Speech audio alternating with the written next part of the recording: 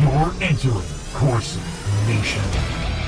Now we've got a really special guest today, Scott Wiper, who is produced and directed and the whole film for General Flynn, Flynn the movie. And we've interviewed General Flynn. We've had a good discussion with him on the Truth Central as he was doing his tour around the country with this film. It's been highly successful. You can see it. Chris is showing you now on the screen the Flynn, the movie website. And you can see that there's many places where you can get the DVD. You can buy it on Amazon. I got it from myself on Prime. And you can do YouTube, TV, the Apple, iTunes, Google Play, Salem Now, Fandango. And you can buy the streaming video directly from Flynn. And there's just a lot of different places where you can buy the DVD even, in Amazon, Walmart, Target, Salem Now, Epic TV. There's just it should be everywhere. And this Flynn, the movie, I'm so impressed with this, and I've watched it and just studied it. I've known General Flynn since 2016. I met him at the convention in Cleveland when Donald Trump was nominated for the presidency.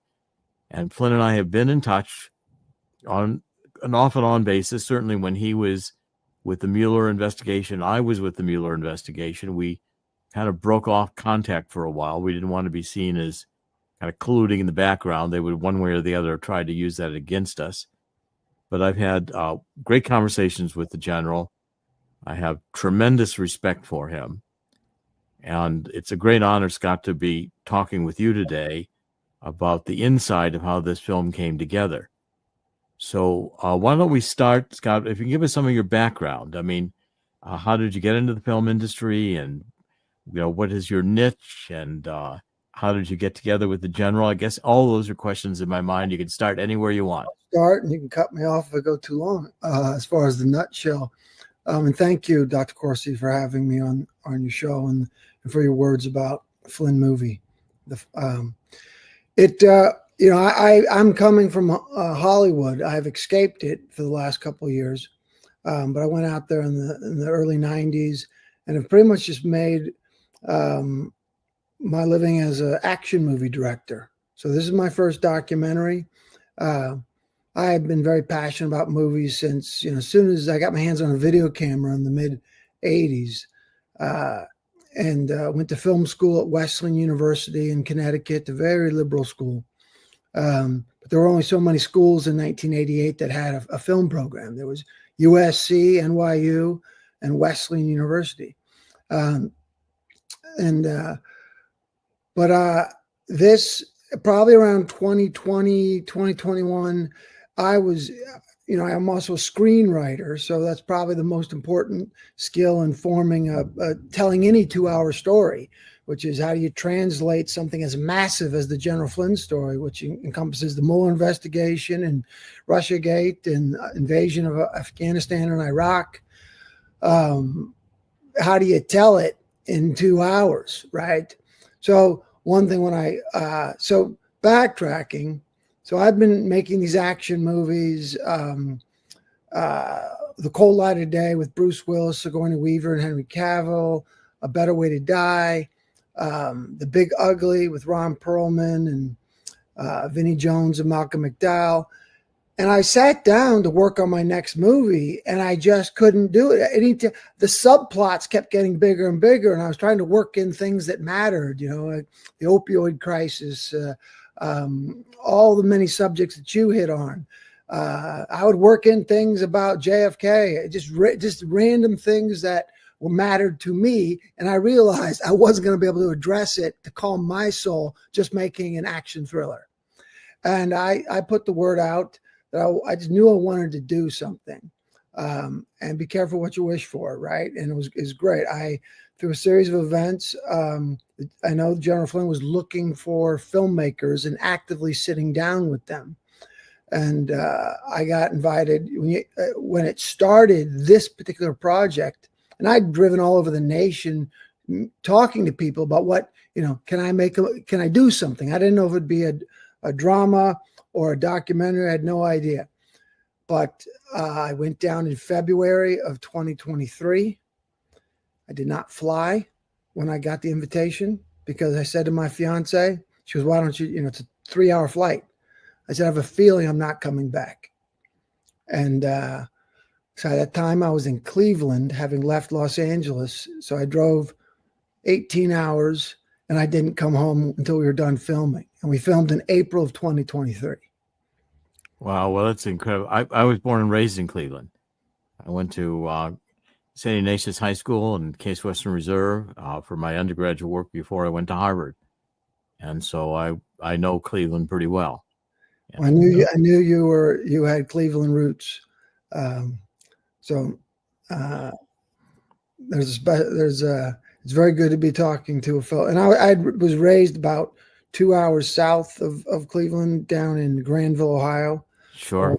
Left there in 1988, but I'm an Ohioan at heart. Maybe that's what kept me sane in 30 years in Los Angeles. Well, I tell you, you made some good movies. This thing with General Flynn, how did you get together with General Flynn? Did he contact you? Did you contact him? What happened? Yes, I was. He'd been told about me, and he'd met with many filmmakers, from what I've been told. And he was told, you got to meet this guy. Hollywood didn't get the best of him.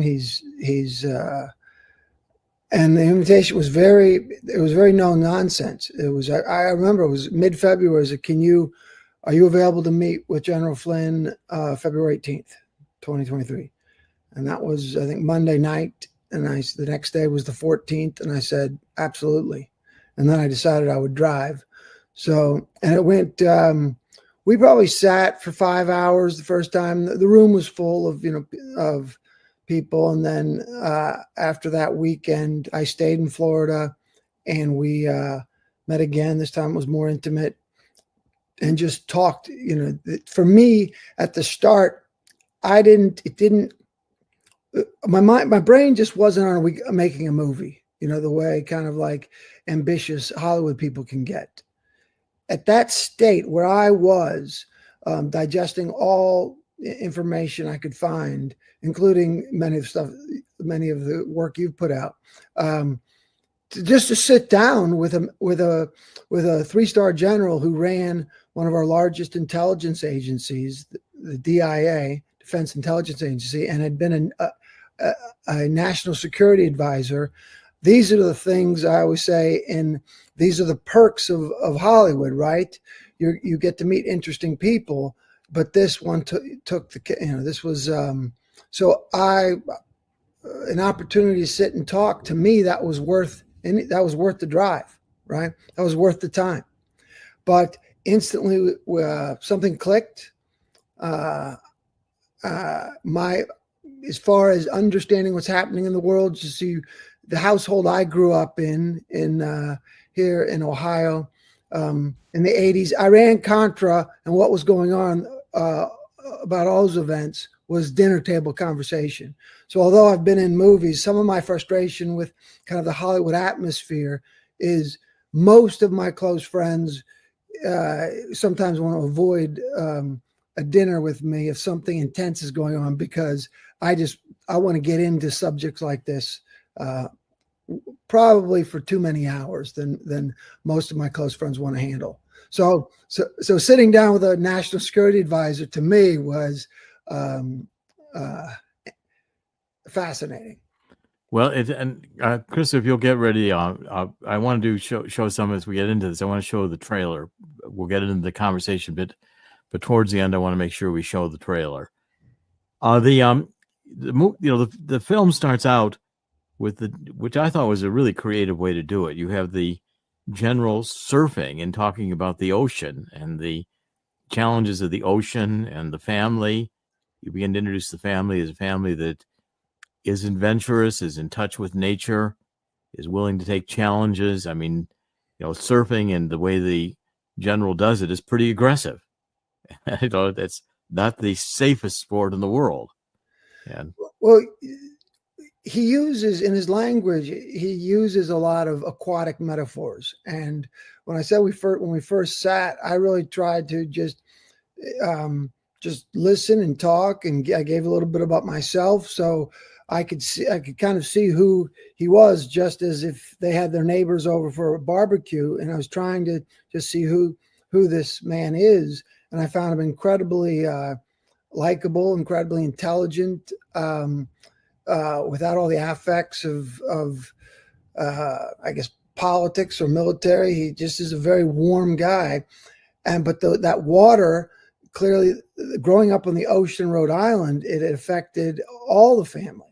But he always went for an aquatic metaphor. If I felt like I was drowning, or when you get, he would use surf terms. When you get you get hit by a big wave and you go under, and so I thought, well, instantly, I think probably the first time I said, well, it sounds like we're definitely going to capture some water images.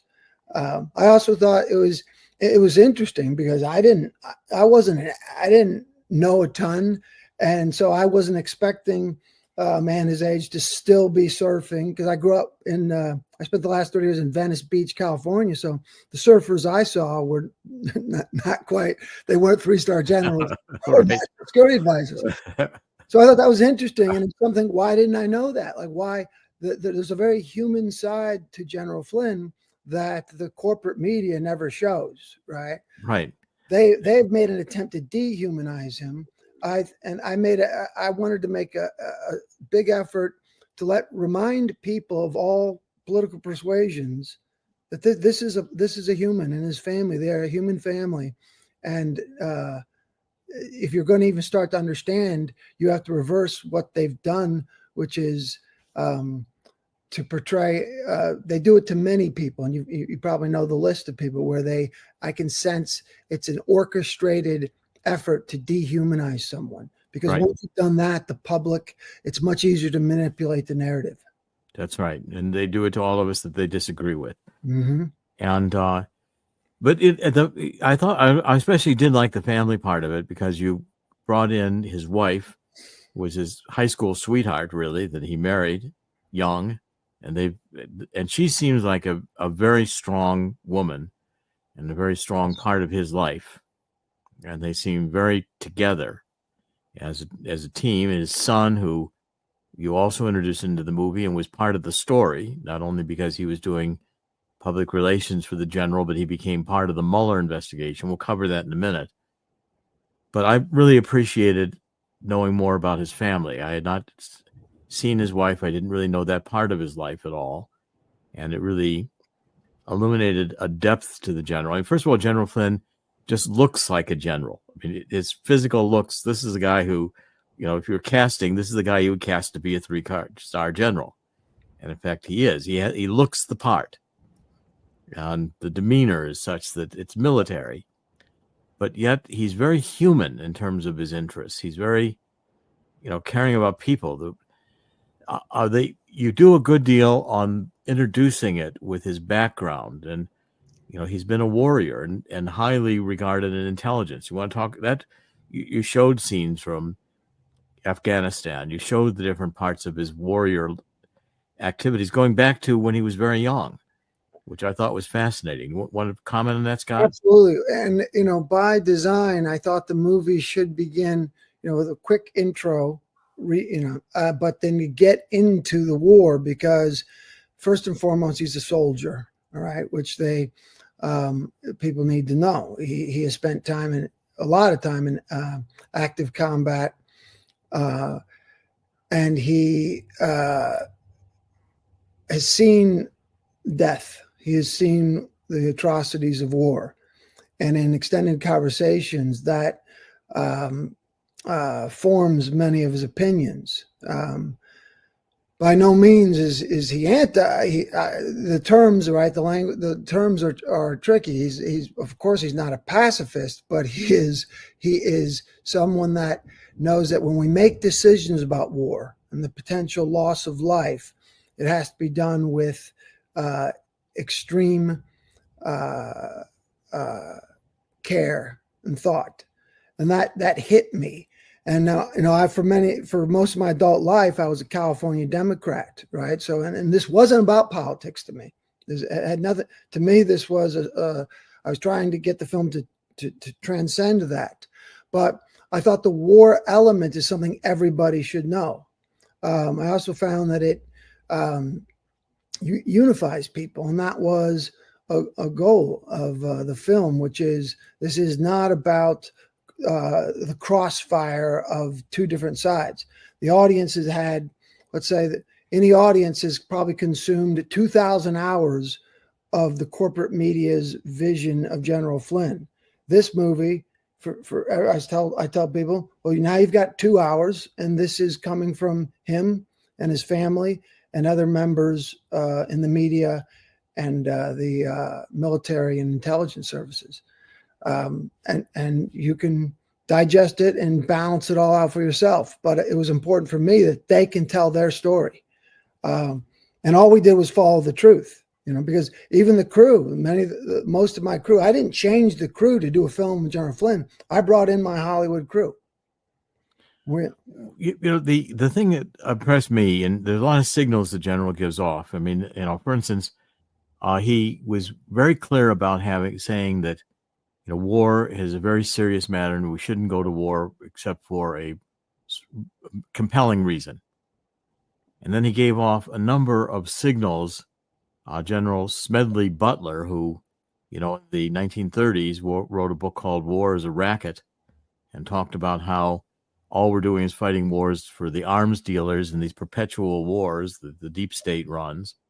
Well, General Flynn comments about war being a racket. He comments about the arms dealers. He comments about perpetual war. So for a warrior, he understands that many of the battles we get into, that there is a deep state here.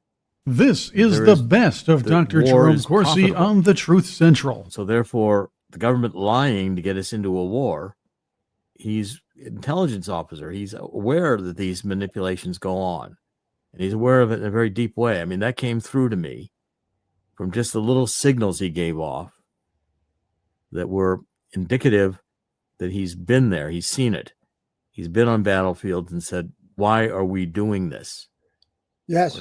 Is when he said it live, I mean, we did 100 hours of interviews, but I remember a nugget where he said, and this is in the start of the film, if we're going to war, it means we've failed. Yes. War is a failure of leadership. It is a failure of diplomacy. It is a failure of policy. And I went, because it's always trying to break the cliche, right?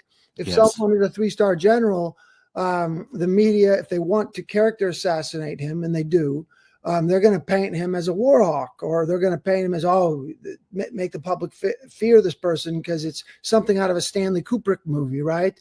It's the general that wants nothing but war. So I thought instantly that was important for the audience to see, because it's not just one line. It was a theme about throughout, you prepare for war, but you hope for peace, right? And so there's just a complexity to a very rational, compassionate man who understands war. And I thought that was important for all audience, because the other goal was we weren't making a film to preach to the choir, right?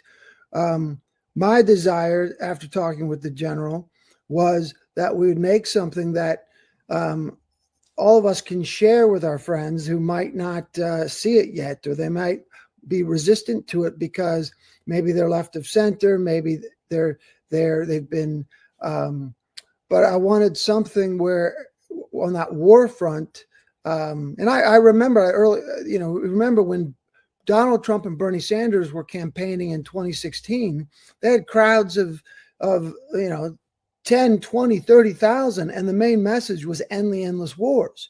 And then Jeb Bush and Hillary Clinton, a part of what I call the war machine, right? They had crowds of at least dozens, if not hundreds of people. So I saw that one thing that unites citizens of a country is this subject of war. And someone like General Flynn should be in a position of power, because I say this about anyone who understands, who's been there in these wars, when decisions are being made, someone who actually knows what the reality is should be involved in those decisions. I think that's a very important point.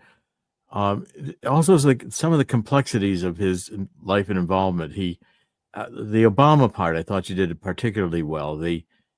So here's the general, and he's now beginning to write reports, and he's beginning to say our intelligence is deficient. We're not doing a good job at intelligence. We're not accurately understanding the world situation. We're making political decisions that may be inappropriate. And he begins to get vocal about this. Now, all of a sudden, Obama pays attention to him and brings him back to Washington. And you make the point of you want to have your enemies closer. In other words, they want to bring the general out of the field where they can get him in Washington, where they can control him and rein him in and make him follow the rules. Now, I thought that was an interesting perception. You want to comment on that? Yeah, and it's still, like many things in life, it's still an open question. Bob Gates was involved in that too. I believe, just from reading through Bob Gates after General Flynn wrote Fixing Intel, which kind of goes after my assessment of it, goes after your standard CIA method of intelligence, which is whatever you get, it goes to the top, and then the top decides where it goes, right? So it allows an organization to become a captured organization, captured outfit very quickly, because all you got to do is capture the top. So my assessment of Fixing Intel was to decentralize intelligence so it can be shared across the lower ranks, and it can't be controlled by the top. So that was instantly, one could argue, a threat to the way things have been done. Right. So that caused, it sounded like when Fixing Intel, he wrote that, he put it out towards the end of 2009, that could have ended his career. And there's some stories of, people, but it was, I believe, Bob Gates, Secretary of Defense, who said, this is genius. This is smart. And then Jim Clapper and others in the Obama administration. And Bob Gates had been Secretary of Defense that spanned over Bush into Obama. So maybe he was a reasonable person. But I think it's an interesting fact, right, that it was Secretary of Defense who said, no, this is great. And then when the decision was made, was this because, this man who's been in the heart of the highest levels of intelligence in Iraq and Afghanistan really knows what we really want to bring an intelligent person into the Obama administration? Or is it a case of keep your friends close, but your enemies closer? Yeah, I mean, Obama promoted General Flynn to be head of the Defense Intelligence Agency. So he gave him a very powerful position, right? Which you would assume he did because he trusted him. Okay, now that's and the idea that he was put there so he could be controlled by Brennan at the CIA, by Clapper, and these other intelligence officers around him who were, in fact, Obama loyalists in that they had deep state attitudes. They didn't mind lying to defeat Donald Trump. They had an agenda that was a globalist agenda. They were not necessarily interested in the U.S. interests per se. They were inclined to fight perpetual wars. I mean, Obama was radicalizing everything since the first day he got into office. He was radicalizing race, saying that this professor story about losing his keys and trying to get into his home in Cambridge and was arrested by a Cambridge policeman, that was racial bias, and all the things that Obama did to radicalize everything. And now Flynn comes in, he starts in the defense intelligence, begins doing his job the way he wants to, and he's got an assessment before Congress that doesn't agree with where Brennan and Clapper have decided that they want to control the narrative. And Flynn's out there saying, no, it isn't that way at all. I don't agree. Now, that's not supposed to happen in Washington politics. They're all supposed to be on the same narrative. And here's Flynn telling the truth. You're not supposed to tell the truth in Washington. You're supposed to stay with the narrative, the established line. And so Flynn immediately starts targeting himself. And I think he did a good job of illustrating that, Scott. I can remember the one scene where they're all coming in front of Congress and testifying, and Flynn's out there giving his own report.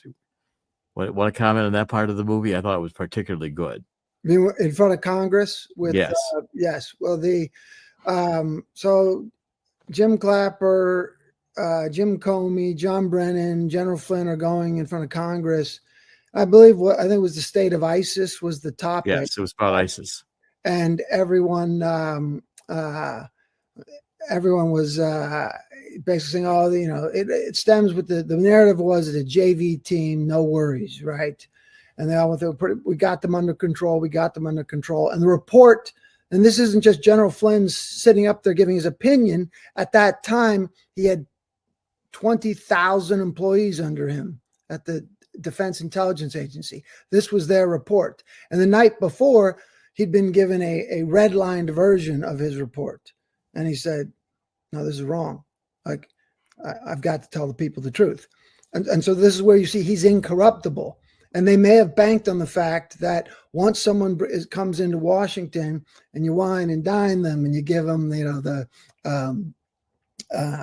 interesting story. Someone who worked at the DIA I met completely separate told me a story about they called security to move like a certain car out of the director's space, not realizing that it was General Flynn's car because he didn't show up in with this new big job in some fancy car, and they figured, oh, the director of this agency, this must not be his car.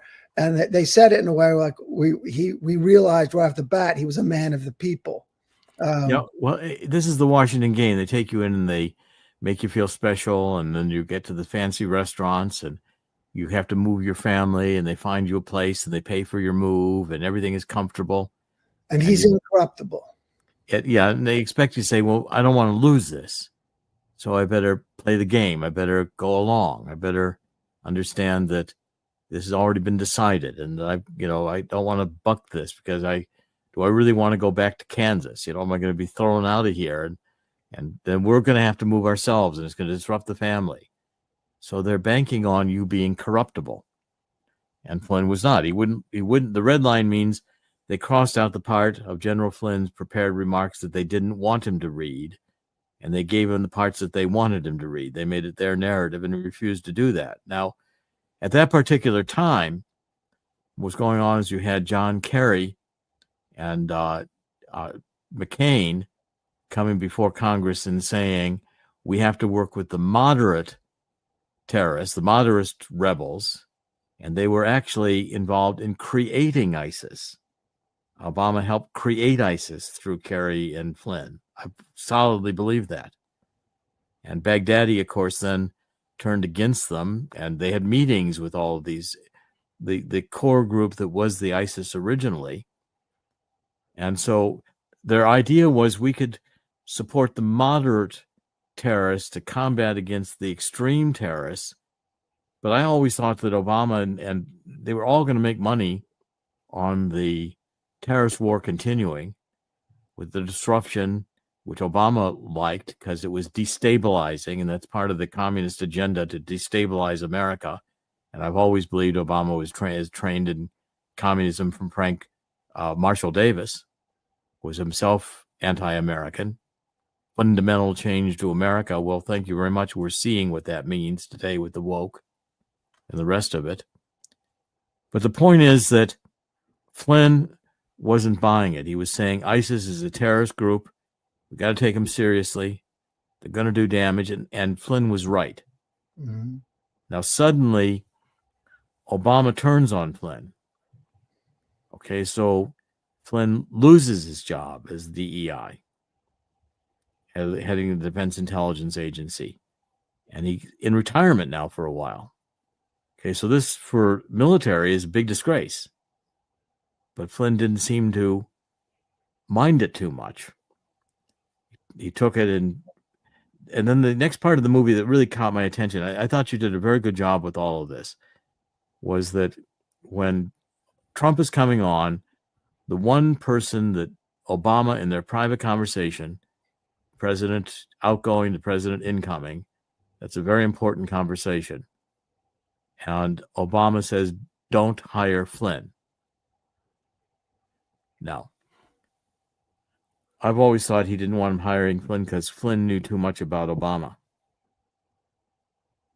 And if Flynn was national security advisor, he would go after Obama, and he would go after all the things Obama did with Iran and supporting Iran, go after all the deals that were made behind the table. So what do you think about that? And I've written articles on this. I've talked to the general about it. I think the general agrees that had he been remaining as national security advisor for Trump, we'd be living in a different world today. Yes. Scott? So much right there. I was once told about, someone in the intelligence world, these globalists are flat thinkers. Maybe it's true, because when I think about, Obama, the other thing, Obama never met General Flynn, which is mind blowing, right? Maybe it's unprecedented that a sitting president does not meet the man that he's putting in charge of one of the largest intelligence agencies. That's in the movie in more detail. But so even if you're thinking and you've done some research on candidate Donald Trump, and you want to make sure he doesn't hire General Flynn, wouldn't the logical thing say this, either don't mention him or say this is the guy you really want? So a lot of it, I constantly think these things through, right? Yeah. Well, you're right. I mean, that probably if Obama doesn't want me hiring Flynn, maybe I ought to do it. Right. I've watched people try to sabotage friendships use much more complex psychology than this. Yeah. And I think you make the point that's really when Flynn and Trump started getting together. Is that it's this whole Obama opposition made Flynn more interesting to Trump.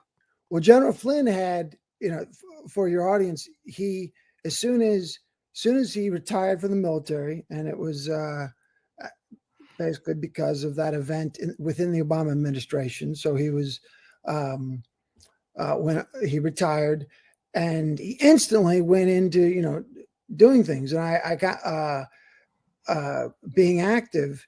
And he's just that kind of guy. I kind of described him the other day as the movie Cool Hand Luke. There's a fight scene between George Kennedy and Paul Newman, and it's a classic, depiction of David and Goliath.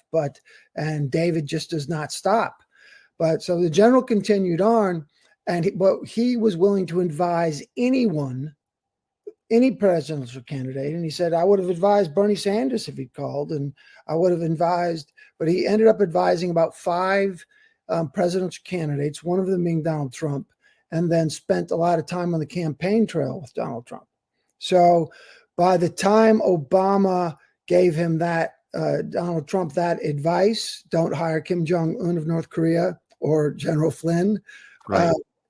Donald Trump had already come to know General Flynn very well. So then it was a quick phone call. Right. It's covered in the movie. And also, Trump also made overtures towards Kim Jong-un. So he took what Obama said to him and said, if Obama doesn't want me to do these things, maybe it's what I should do. I mean, right. Trump immediately said, if Obama doesn't like it, then maybe I should like it. And Devin Nunes says in the movie, is you can't make this stuff up.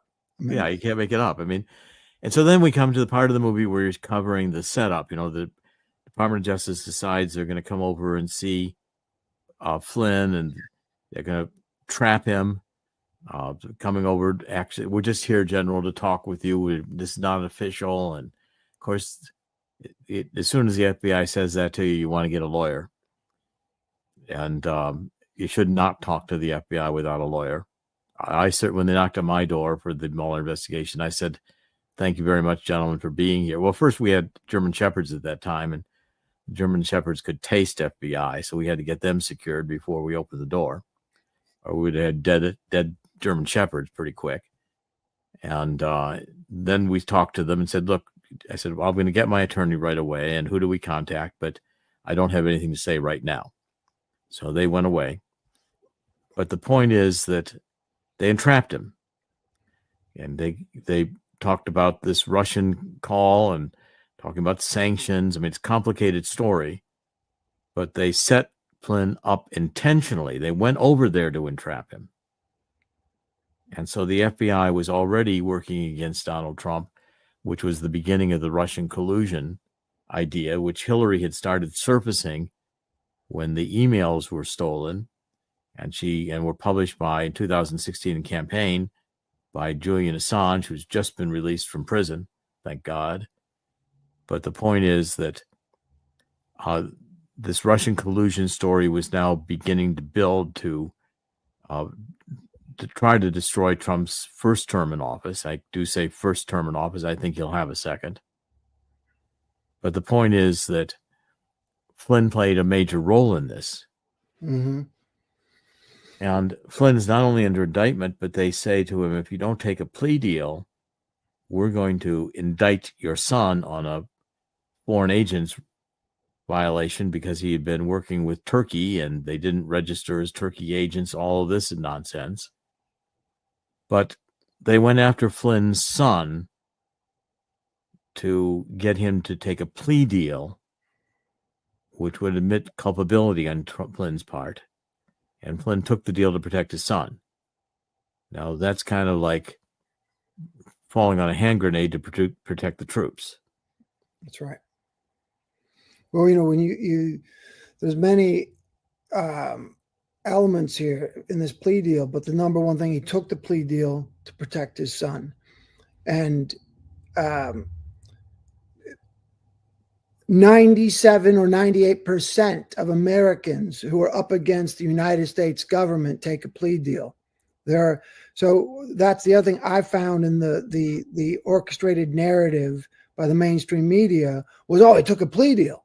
But anybody who watches a cop show, anybody who watches NYPD Blue, any episode of Law and Order, you always know, especially someone who can't necessarily afford legal fees, and you have to be a billionaire to afford legal fees up against the United States government, they take a plea deal. But the added element that everyone should understand is that they had an off-the-books deal, and this is presented in the movie by one of the attorneys on his team, that they would not go after his son if he took the plea deal. Now, why that was important to me as a storyteller, as a movie maker, is because there's that balance of there's logic, but then there's also heart and soul, right? And I thought, we're not just telling a movie of the events, the geopolitical events, or the court case. We're telling a universal story about family. And at first I said an American family. And the more I hear from people, I said, no, it transcends even our borders. It's the story of a family, because I figure it still needs to be a story that everyone can relate to. So when as you mentioned, we tie in Lori Flynn, his wife, his high school sweetheart, and his son. But one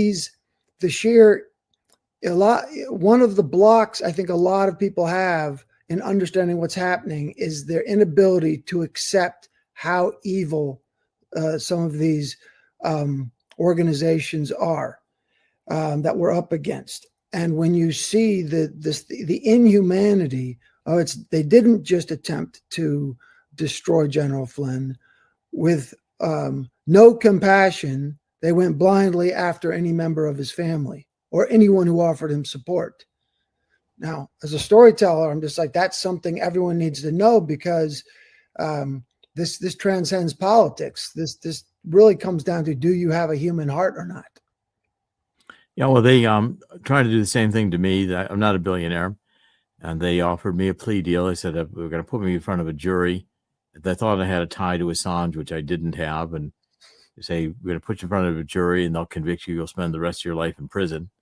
And I figured that was going to happen. Or you can take the plea deal. Well, I refused the plea deal. I couldn't face lying before a judge and a God to keep myself out of prison. I said, well, you better just get ready to put me in prison. They did not indict me. But that was a miserable time of my life, and it, I think, probably wrecked my 32-year marriage. My wife wanted me to get out of politics, and I did for a while to comply with her wishes. And then she had an affair and decided to break the marriage. I planned to live the rest of my life with her. At any rate, God, I think, took her out of my life. I went back to work. Been back at it now. And I think this is what the prices you pay here are enormous. So I could relate to that part of the movie very personally, because I've been through it. I knew what General Flynn went through and what the whole family went through.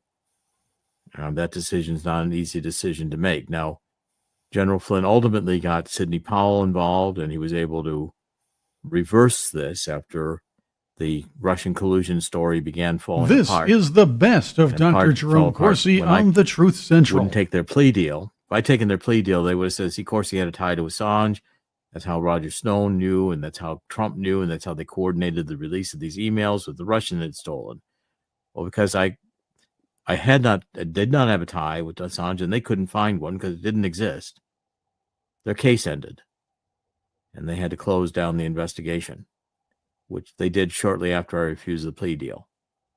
And yet, because General Flynn took the plea deal, his legal case continues, and now he's got to fight that the plea deal was on fraudulent terms, including back deals that the attorneys made with each other to get him to take that deal, including the attorneys representing him, which basically sold him out. Said, you should take this deal. That's why I didn't want to hire Washington attorneys, because they all work together. They all work with the government. They'll make deals and sell you out because they're more interested in their relationships with the government. The governments are planning, these Department of Justice people are planning, if they're lawyers, to retire into these law firms with cushy jobs at the end of their careers. It's a very tight little family there, and they will sell you out. Now, I thought it took the general and Sidney Powell great courage fighting, again, the federal establishment, federal judicial establishment, with a judge that did not want to give him favor, and he won. And again, you tell that story very effectively, bringing Sidney Powell into the movie.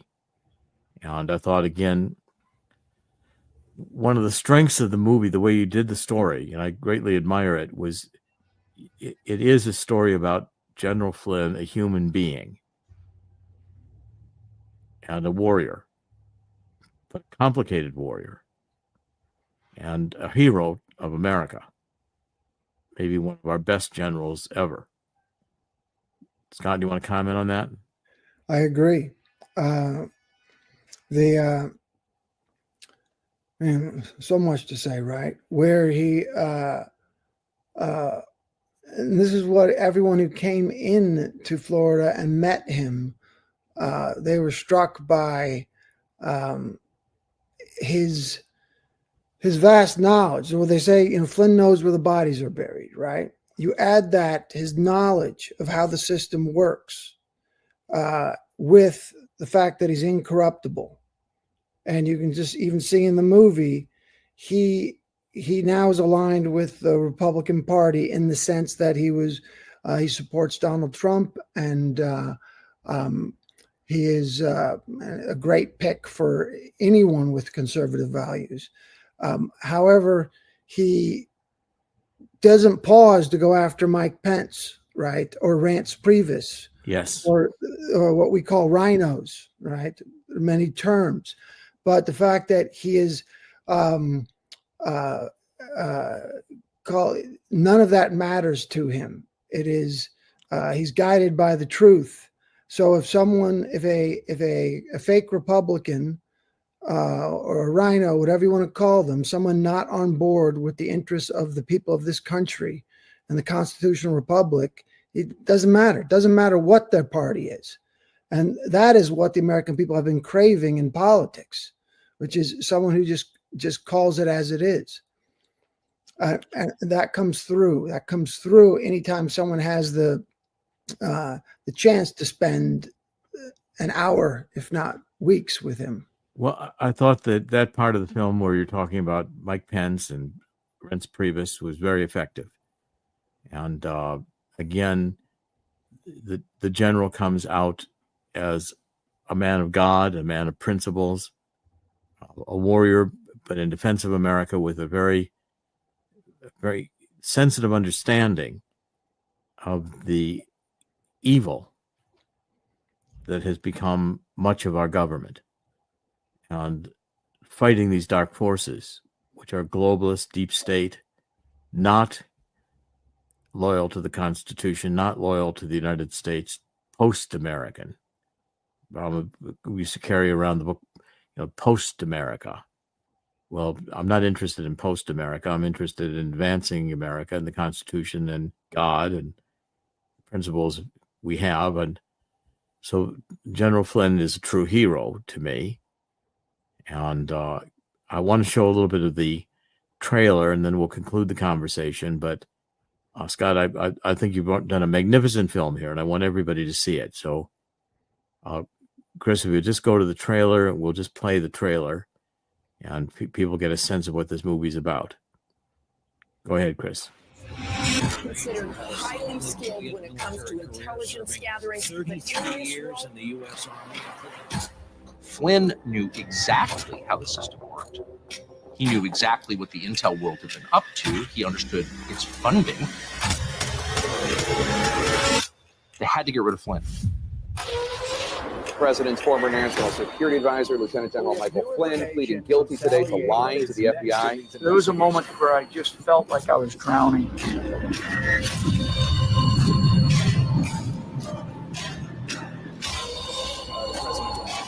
ISIS as the JV team.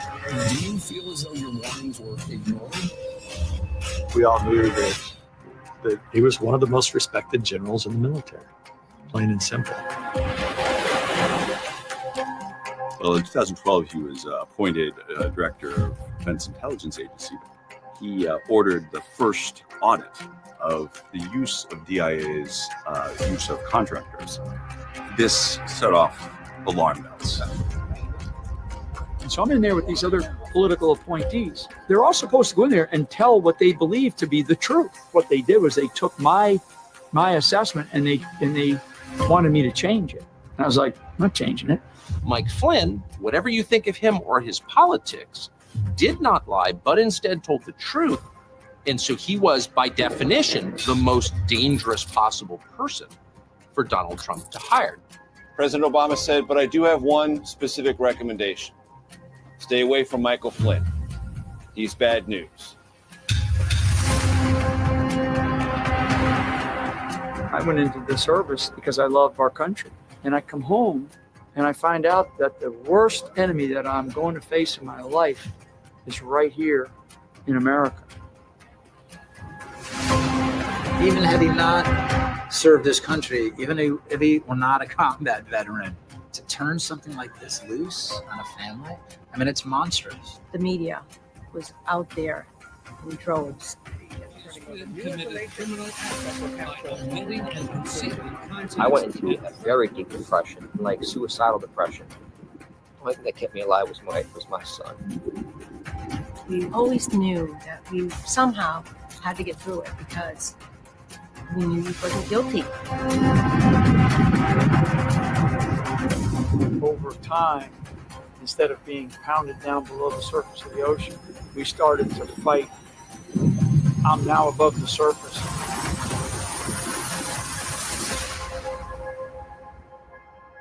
But I can see the shoreline. And I started to swim.